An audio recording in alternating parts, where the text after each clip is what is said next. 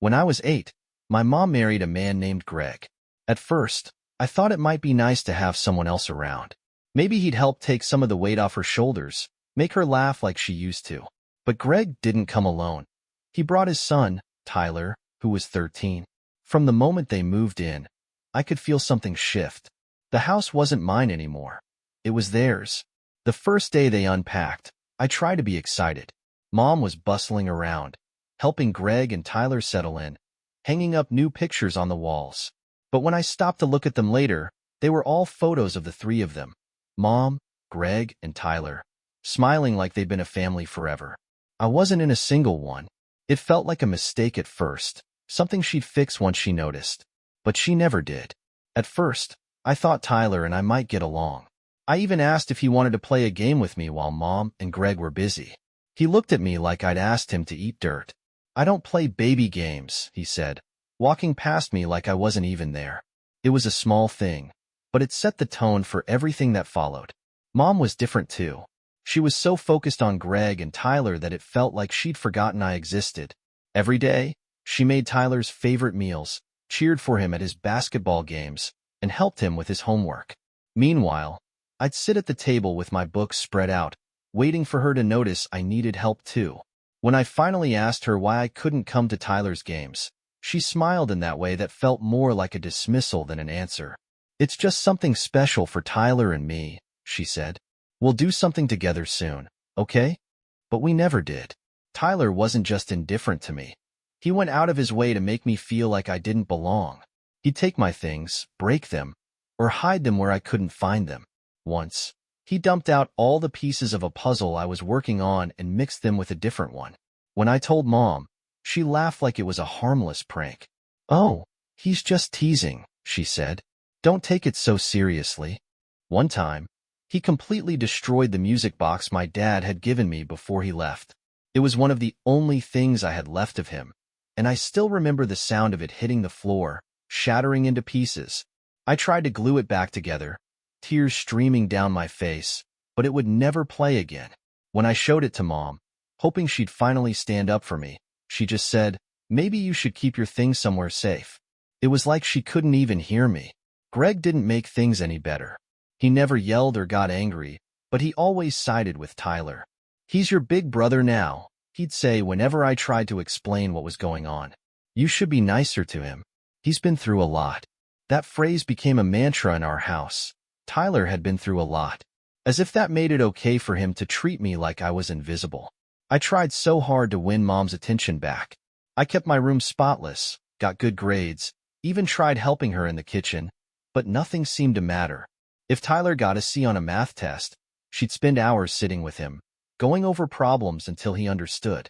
If I got an A, she'd glance at the paper and say, "Good job," before turning back to whatever she was doing. Sometimes, I wondered if it was because I looked like my dad. She hated talking about him, and when she did, it was always with this sharp edge in her voice. "Your father was selfish," she'd say.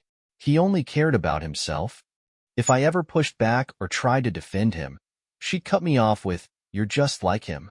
I started to hate the way I looked in the mirror, noticing every little feature that reminded me of him. The worst moments were when they'd leave for the day, Mom, Greg, and Tyler, off to some amusement park or movie, laughing as they piled into the car. I'd stand at the door, watching them drive away, hoping she'd turn around and say I could come too. She never did. Next time, she'd promise with a quick smile. But next time never came. The only place I felt safe was at my grandparents' house. My dad's parents lived about an hour away, and they'd pick me up on weekends whenever they could. It was like stepping into another world. My grandma would let me eat cookies straight from the oven, and my grandpa would teach me how to fix little things around the house. They didn't treat me like a burden or an afterthought. I told them everything. How Tyler bullied me, how Mom always took his side, how lonely I felt at home. My grandpa would listen quietly, his brow furrowed, and then he'd say, "You're not your father, kiddo. Don't let anyone make you think you are. You're stronger than that." His words stuck with me, even when things at home felt unbearable. But going back after those weekends was like walking into a storm. The warmth I felt with my grandparents vanished the moment I stepped through the door. Tyler would smirk at me from across the room, and Mom would barely acknowledge I was home. I started counting down the days until I could leave for good, dreaming of the day I'd finally be free. By the time I turned 18, I had a plan. I was going to leave as soon as I graduated, no matter what. I didn't care where I went or what I had to do. I just needed to get out of that house. My grandparents, as always, were my lifeline. When I told them I wanted to go to college but didn't think I could afford it, they didn't hesitate. "We'll help you," my grandpa said. "You deserve a chance to make something of yourself." I cried that day, partly because I was relieved and partly because it was the first time in years I felt like someone truly believed in me. My mom hadn't even asked about my college plans. She was too busy helping Tyler get ready for his own next chapter. He got a new car as a graduation gift, a fully paid-for dorm room, and every ounce of support she could give. I, on the other hand, got silence. The day I moved out was surreal. I packed up my things with barely a word from my mom or Greg. Tyler wasn't even home. He'd already left for college, and the house felt quieter than usual. Mom gave me a stiff hug at the door and said, "Good luck." That was it. No heartfelt goodbye, no promises to visit. Just good luck. Like I was heading off to some summer camp she didn't care about. Moving in with my grandparents was like stepping into the sunlight after years in the dark. Their house wasn't big or fancy, but it was warm and inviting in a way my mom's house never had been. My grandma made me tea every night and asked about my classes. My grandpa liked to read over my essays, giving little bits of advice here and there. For the first time, I felt like I could breathe. At college, I threw myself into my studies. I worked part-time to cover my personal expenses and stayed focused on making my grandparents proud. My mom called occasionally, but the conversations were always short and shallow.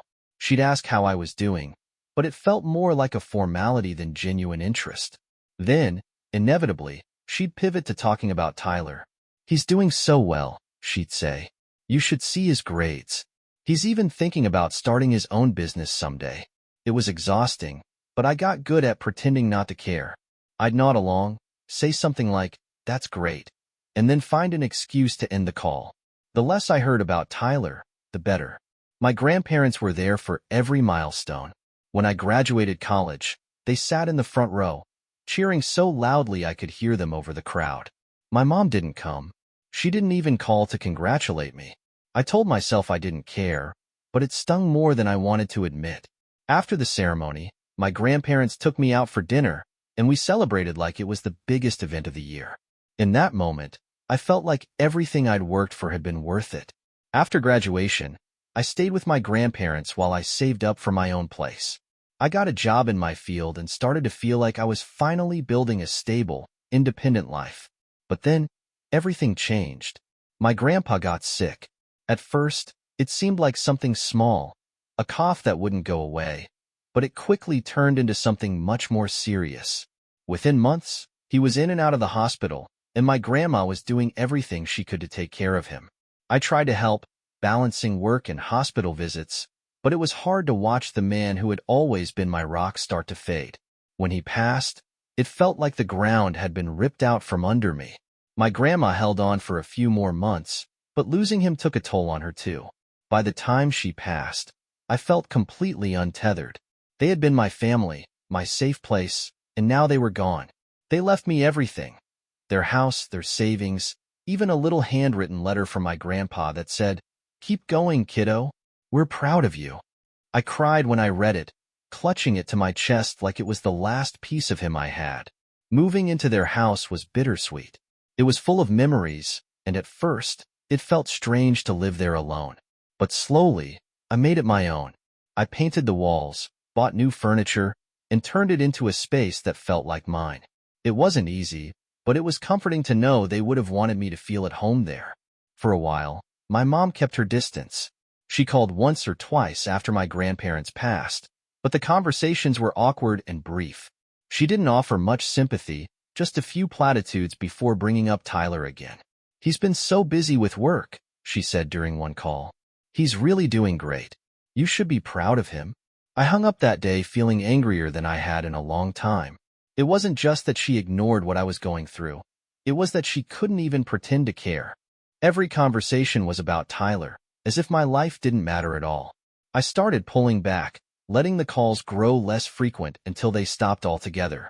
For the first time, I felt like I had control over the relationship, and I wasn't going to let her take that away from me. Life settled into a quiet rhythm after I moved into my grandparents' house for good. It was just me, the memories they'd left behind, and the promise I'd made to myself to keep building a life they'd be proud of. The house became my sanctuary, a place where I could finally exist without feeling like I was in someone's shadow. For the first time in my life, I felt like I was standing on solid ground. Then, out of nowhere, Tyler reached out. I saw his name pop up in a message request on social media, and my first reaction was disbelief. I hadn't spoken to him in years. The last time we crossed paths was at one of my grandparents' funerals, and even then, it had been nothing more than a polite nod across the room. Seeing his name now brought back a flood of memories I'd worked so hard to forget. I hesitated for a long time before opening the message. When I finally did, it was exactly what I'd expected. A long, rambling plea for help. He and his wife, along with their 4-year-old daughter, Madison, were being evicted. Their landlord had decided to sell the house they were renting, and they couldn't find anywhere else to go. "We're out of options," he wrote. "I wouldn't ask if it wasn't an emergency." Then came the big question. Could they move in with me until they got back on their feet? I didn't reply right away. I couldn't. The idea of letting Tyler back into my life, let alone my home, felt impossible. I'd spent my entire childhood trying to survive his bullying and my mom's favoritism, and now he wanted me to open my door like none of that had happened? A few days later, another message came through. This one was shorter, more desperate. He talked about how hard it was for Madison, how unsafe their current situation was. He even mentioned my house specifically, pointing out how perfect it would be for a family with its extra bedrooms and big backyard. "It's not just about us," he wrote. "Madison needs a stable place to stay." I could feel the guilt bubbling up, just like it always did when my family tried to push me into something. But this time, I wasn't going to cave. I took a deep breath and typed out a reply, keeping it as polite as I could. I told him I was sorry for what he was going through, but that I wasn't comfortable letting them move in. I explained that given our history, it just wasn't something I could do. The response came almost immediately. "Seriously?" he wrote. "You're really going to hold on to stuff from when we were kids? People grow up, Ellie. I've grown up. It's time for you to do the same." He went on to say that I was being selfish, that I was punishing him and his family for things that didn't matter anymore. He even threw in a line about Madison, saying, "She's an innocent child. How can you just turn your back on her like this?" His words hit harder than I wanted to admit. Part of me started second-guessing myself. Maybe I was being too harsh. Maybe I should just let it go for Madison's sake. But then I thought about all the times Tyler had made me feel small, all the times my mom had brushed me aside to make him comfortable. I knew if I let them move in, it wouldn't stop there. I'd be right back where I started, bending over backward for people who never cared about me. I stood my ground and sent him a final message. "I'm sorry, but my answer is no. I hope you can find another solution." That's when he lost it. His next message was angry, full of accusations and insults. He called me bitter and heartless, said I was acting just like Dad, and even accused me of being jealous of him. It was the same old Tyler, lashing out when he didn't get his way. I blocked him after that. I didn't want to deal with his tantrums anymore. But of course, Tyler didn't let it end there. A few days later, I started getting texts and calls from other family members. Somehow, he'd managed to rally them all up, spinning the story in a way that made me the villain. My aunt sent me a long text about how family should stick together, and one of my cousins messaged me saying, "I can't believe you do this to Tyler and Madison. She's just a little girl." The guilt tripping was relentless. My mom even called, her voice sharp with disapproval. "What's wrong with you?" she snapped. "He's your brother. You have a house all to yourself, and he's out there struggling with a child. How can you be so selfish?" I tried to explain how I felt, but she cut me off. "That was years ago, Ellie. Let it go. Tyler's changed. He's a father now. You should be ashamed of yourself for holding on to grudges like this." Hearing those words from her was like a punch in the gut, but I didn't let it show. Instead, I asked her why they couldn't stay with her and Greg if she was so concerned. She stammered, talking about how they didn't have the space and how Greg's health wasn't great. The excuses were endless, but the message was clear. She wasn't willing to help, so it was my job to step up. I refused. I told her I wasn't changing my mind and that I didn't appreciate her trying to guilt me into something I wasn't comfortable with. She let out an exaggerated sigh, the same one she used to give me when I was a kid, and said, "Fine, do whatever you want, but don't come crying to me when you need help someday." After that, I stopped taking her calls. The rest of the family kept trying for a while, but I ignored them too. I wasn't going to let them bully me into sacrificing my peace for people who had never been there for me. It wasn't easy, and the guilt still crept in sometimes, but I knew I was doing the right thing. A week after I blocked Tyler, I thought the worst was over. The texts and calls from family had slowed down, and I was starting to feel like I could breathe again. But that peace didn't last long. One evening, after I got home from work, I pulled into my driveway and immediately noticed a car parked on the street. At first, I didn't think much of it, but as I got out of my car, I saw him, Tyler, leaning against the driver's side door. The sight of him made my stomach twist. He hadn't bothered to call or message me again after our last exchange, so seeing him there, uninvited, was unsettling. He looked different from how I remembered. More haggard, like life had taken its toll, but the defiant expression on his face was the same as ever. I debated just turning around and leaving, but I didn't want him to think he'd scared me. I took a deep breath and walked toward the house, keeping my keys in my hand. "What are you doing here, Tyler?" I asked, trying to sound calm. He straightened up and gave me this look, a mix of frustration and smugness. "We need to talk," he said. "I don't think we do," I replied, stopping a few feet from him. "I already told you how I feel. My answer hasn't changed." Tyler let out a harsh laugh, shaking his head. "You really don't get it, do you?" He took a step closer, and I resisted the urge to back away. "We have nowhere to go, Ellie. We're living out of a motel. Madison cries herself to sleep every night because she's scared. You have this whole house to yourself, and you can't even help your own family?" His words hit like little jabs, but I didn't let them sink in. I'd heard all this before, and I wasn't going to fall for it again. "I'm sorry you're struggling," I said, keeping my voice steady, "but I'm not going to let you move in. This is my home, Tyler. I need to protect my peace." That last part seemed to set him off. He threw his hands in the air and started pacing back and forth. "Your peace? Seriously? What about my daughter's peace? She's just a kid, Ellie. What did she ever do to you? You're punishing her for something that isn't her fault." I clenched my jaw, trying to keep my cool. "This isn't about Madison," I said. "This is about you. You treated me like garbage for years, and you've never once taken responsibility for it. You think I'm just going to forget all of that and open my door like nothing happened?" He stopped pacing and turned to face me, his expression hard. "That was years ago. We were kids. People grow up and change. But you're still stuck in the past. You're so bitter, Ellie. It's pathetic." Hearing him say that made my blood boil. "You don't get to tell me how to feel," I shot back. "You never apologized. Not once. You've never acknowledged how much you hurt me or how much I had to deal with because of you. And now you think you can just show up and demand something from me? That's not how this works." For a moment, he didn't say anything. He just stared at me, his jaw tight and his fists clenched at his sides. Then he let out a bitter laugh. "Fine," he said, his voice dripping with sarcasm. "Go ahead and act all high and mighty. But don't come crying to me when you need help someday. Family's supposed to be there for each other, Ellie. Guess you never learned that." Without waiting for a response, he turned and got back into his car. He slammed the door shut and peeled off down the street, leaving me standing there, shaking with a mix of anger and adrenaline. I wanted to scream, to throw something, to do anything to release the frustration building up inside me. But instead, I went inside, locked the door, and sat down on the couch, trying to calm myself. The next morning, I woke up to find my front door covered in egg yolks and shells. The smell hit me before I even opened the door, and my stomach sank as I stepped outside to see the mess. Someone had thrown at least half a dozen eggs at my house, leaving sticky, yellow streaks running down the wood.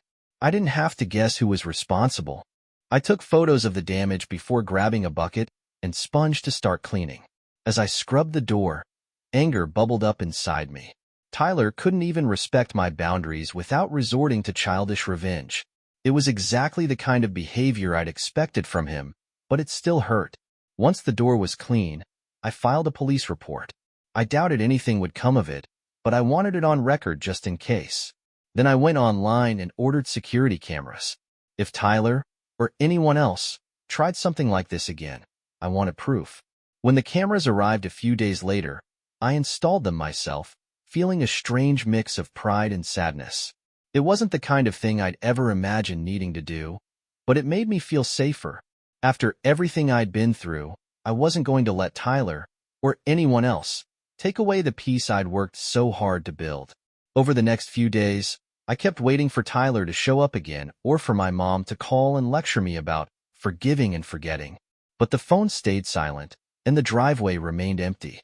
I didn't know if that meant they'd finally given up or if they were just regrouping for their next attempt. Either way, I was ready. For the first time in my life, I wasn't letting my family walk all over me. It wasn't easy, and it wasn't without pain, but I knew I'd made the right choice. My home was mine, and no one was going to take that away from me. For a while, everything stayed quiet. Tyler didn't show up again, and the family messages tapered off. I started to think maybe they'd finally moved on, though I wasn't naive enough to believe it would last forever. Life went back to normal, or at least, as close to normal as it could get after everything. I focused on work, spent weekends fixing up the house, and started to feel like I was reclaiming my life again. Then my mom showed up. It was a Saturday morning, and I was outside planting flowers in the front yard. I didn't hear her car pull up, so I only noticed when I looked up and saw her walking up the driveway. She was dressed casually, but her expression was tight. The corners of her mouth turned down in that familiar look of disappointment. "Hi, Mom," I said, straightening up and wiping my hands on my jeans. "Didn't know you were coming by." "I needed to talk to you," she said, her tone sharp. She didn't ask if it was a good time or if she could come in. She just walked past me and headed for the front door. I followed her inside, setting down my gardening gloves on the kitchen counter. She stood in the living room, arms crossed, staring at me like I was a misbehaving child. "What's going on?" I asked, already bracing myself. She didn't waste any time. "I can't believe you," she said, her voice low but tense. "Tyler told me what happened. How could you be so heartless? He's your brother, Ellie. He's struggling, and you just slammed the door in his face." I felt a flicker of anger rise up, but I took a deep breath and kept my voice calm. "I've explained this, Mom. I'm not comfortable letting him move in. After everything he put me through, I'm allowed to say no." Her eyes narrowed. "That was a long time ago. You're really going to hold on to some childish grudge? He's changed, Ellie. He's a father now. Madison doesn't deserve to suffer because you can't let go of the past." I clenched my jaw, trying to keep my composure. "This isn't about Madison," I said, my voice firmer now. "It's about Tyler. He's never apologized for anything he did to me. He's never once acknowledged how much he hurt me. And now he expects me to just forget it all and let him waltz into my home like none of it mattered? No, Mom, I'm not doing that." She let out an exasperated sigh, throwing her hands up. "You're being selfish," she said. "You have this big house all to yourself, and they're out there struggling. Do you have any idea what that's like for Madison?" I snapped before I could stop myself. "Do you have any idea what it was like for me, growing up in that house? Watching you pour all your attention into Tyler while I was left to fend for myself? Do you even care what I went through?" For a moment, her face faltered. She opened her mouth like she was going to say something, but then she closed it again, her expression hardening. "You're making this about you," she said. "This isn't about the past, Ellie. It's about family, and family takes care of each other." I laughed bitterly, shaking my head. "That's rich, coming from you. Where was all this concern for family when I needed it? When Tyler was making my life hell, and you just stood there and let it happen? Don't talk to me about family, Mom. You made it clear a long time ago who mattered to you, and it wasn't me." Her eyes flashed with anger, but she didn't argue. Instead, She grabbed her purse from the couch and headed for the door. "You'll regret this," she said, her voice cold. "One day, you'll realize how wrong you are, and by then, it'll be too late." I didn't follow her. I didn't try to stop her or call after her. I just stood there, listening to the sound of her car pulling out of the driveway, and felt the familiar mix of anger and sadness wash over me. After she left, I spent the rest of the day trying to shake off the conversation. But no matter how hard I tried, her words echoed in my head. "You'll regret this." I hated how much they got to me, how they made me doubt myself even when I knew I was doing the right thing. That night, I sat down at the kitchen table with a cup of tea, staring out the window at the darkened street. I thought about all the times I tried to make her happy, to get her to notice me, to make her proud. And for what? She'd always chosen Tyler, always defended him, always made excuses for why I wasn't enough. I realized then that nothing I did would ever change her. She wasn't going to see things from my perspective, and she wasn't going to apologize. And if that was the case, then I couldn't keep letting her hold that power over me. I blocked her number the next day. It wasn't an easy decision, but it was necessary. If she couldn't respect my boundaries, then I had to create distance. For the first time in my life, I wasn't chasing her approval. I was choosing myself, and while it hurt, it also felt like the first real step toward healing. For a while, things stayed quiet. Too quiet, really. My mom didn't call, and neither did Tyler. I thought maybe they'd finally accepted my decision, but knowing my family, I wasn't convinced. It felt more like the calm before another storm. Still, I tried to focus on myself. The silence gave me space to think, to breathe, and to start letting go of the weight I'd carried for so long. I threw myself into work, spent weekends with friends, and even started a few new hobbies. Slowly, the house I'd inherited from my grandparents began to feel like mine. I painted the walls in colors I loved, added bookshelves I'd always wanted, and filled the garden with flowers I remembered planting with my grandma. It wasn't just a house anymore. It was my home. Then one evening, I came back from running errands to find a folded piece of paper stuck to my front door. My stomach dropped as I pulled it off and unfolded it. The handwriting was unmistakable. It was Tyler's. The note was short and bitter. "I hope you're happy living alone in your big, empty house while your niece suffers. You've turned your back on family, and that's something you'll have to live with. Don't expect us to be there for you when you need help someday." I stood on the porch, the paper crumpling in my hand as I read it over and over. I knew Tyler was just trying to make me feel guilty, to manipulate me into giving in, but it still stung. The part that hit the hardest wasn't even the accusation about Madison or the jab at me being alone. It was the implication that I was somehow broken for protecting myself. I tore the note in half and threw it away, but the words stayed with me for days. I hated that he could still get under my skin, even after everything. I kept thinking about how easy it had been for him to twist the narrative, to paint himself as the victim while ignoring everything he'd put me through. But the more I thought about it, the more I realized something important. His opinion didn't matter. Neither did my mom's, or the rest of the family's. I wasn't living my life for them anymore.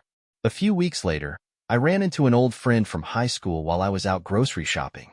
We hadn't talked in years, but she gave me a big smile and came over to say hi. We caught up for a bit, talking about work and life, and eventually the conversation turned to family. I told her a little about what had been going on with Tyler and my mom. Not everything, but enough for her to get the gist. She listened quietly, then shook her head. "Good for you," she said. "Seriously. I remember how he used to treat you, and it's about time you stood up for yourself. You don't owe them anything, Ellie. Blood doesn't give them a free pass to walk all over you." Hearing someone else say that out loud was like a weight lifting off my shoulders. I'd spent so much of my life feeling like I had to justify my feelings, like I had to explain why I deserved respect. But she was right. I didn't owe anyone an explanation. After that conversation, I started to let go of the guilt. It wasn't easy, and some days were harder than others, but little by little, I felt myself healing. I stopped replaying old arguments in my head and started focusing on the things that made me happy. I spent more time in the garden, tried new recipes in the kitchen, and even adopted a rescue dog, a scrappy little mutt I named Max, who quickly became my shadow. My mom eventually tried to call again, but I let it go to voicemail. She left a message, but I didn't listen to it. I knew it wouldn't be anything I needed to hear. Tyler never reached out again, and I didn't expect him to. He'd probably moved on to someone else who could give him what he wanted. For the first time in my life, I felt free. Free from the guilt, the expectations, and the constant need to prove myself to people who didn't care. My home was my safe space. My life was mine to live, and I wasn't going to let anyone take that away from me. Every now and then, I'd think about my grandparents and wonder what they'd say if they could see me now. I like to think they'd be proud, not just of what I'd built for myself, but of the fact that I'd finally learned to stand up for myself. Their love had carried me through the darkest times, and even though they were gone, it still gave me strength. One evening, as I sat on the porch with Max curled up at my feet, I watched the sun set over the garden. The flowers were in full bloom, a mix of colors that made the whole yard feel alive. I felt a sense of peace I hadn't known in years, and for the first time, I truly believed it was going to last. Family isn't always about blood. Sometimes it's about the people who show up for you, who make you feel seen and valued. And sometimes it's about choosing yourself. That was the lesson I'd learned, and it was one I was finally ready to live by.